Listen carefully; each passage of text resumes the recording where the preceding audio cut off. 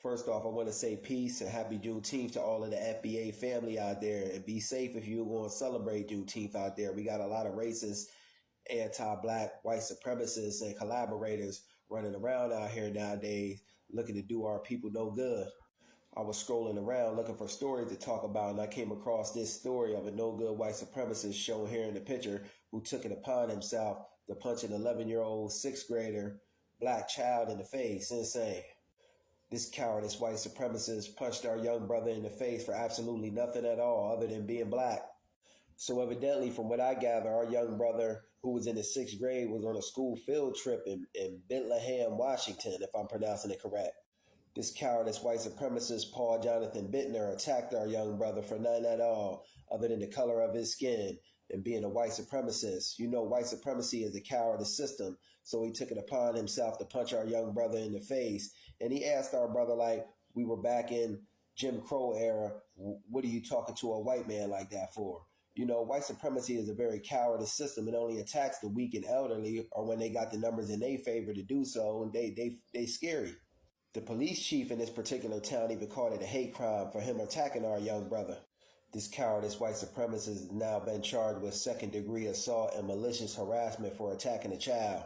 And he's being held on $500,000 bond. And that's good, but we need these black hate crime bills. This is why we need these black hate crime bills, so we could call it for what it is. It was a black hate crime, because a black hate crime bill, it will prevent and deter these white supremacists from doing these types of things to our people.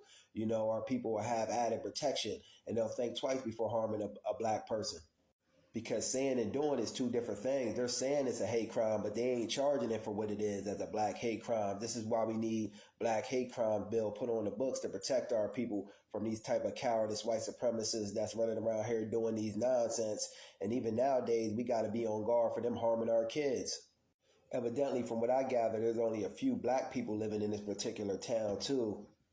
Because the fact that this white supremacist came out of the blue and asked our young brother, are you going to talk to a white man like that, then punched him in his face, lets me know where his mindset was right there.